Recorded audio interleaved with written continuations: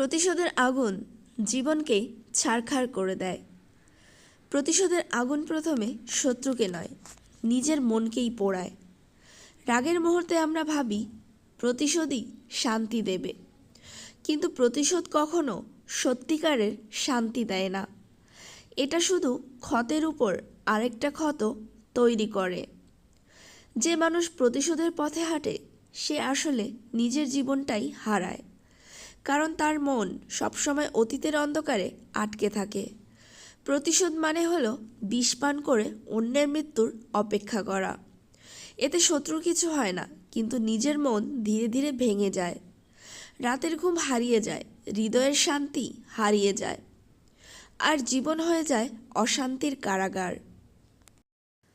মানুষ ভাবে ওকে কষ্ট না দিলে আমার শান্তি নেই, কিন্তু প্রতিশোধ নিলে শান্তি নয়, নতুন যুদ্ধ শুরু হয়। প্রতিশোধ শুধু ঘৃণাকে বাড়িয়ে তোলে, আর ঘৃণা মানুষকে ভিতর থেকে অন্ধ করে দেয়।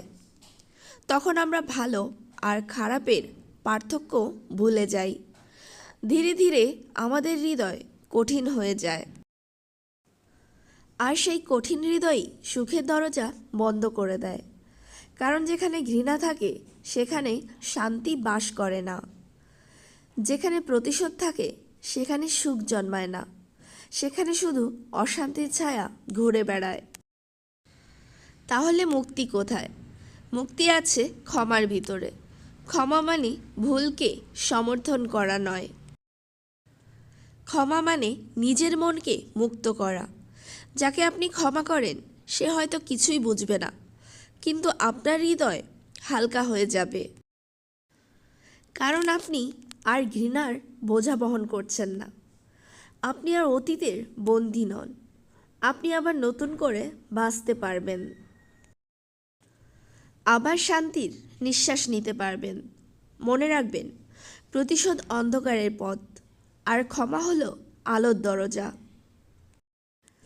প্রতিশোধ মানুষকে ছোট করে দেয়, আর ক্ষমা মানুষকে বড় করে তোলে। সময় সব কিছুর বিচার করে। অন্যায় কখনো চিরদিন টিকে থাকে না, তাই প্রতিশোধের বোঝা নিজের কাঁধে তুলবেন না। সময়কে তার কাজ করতে দিন। আপনি শুধু নিজের জীবনকে সুন্দর করুন, নিজের মনকে শান্ত রাখুন, কারণ জীবন খুব ছোট। এই ছোট্ট জীবনে ঘৃণা নিয়ে বাঁচা সবচেয়ে বড় দুর্ভাগ্য।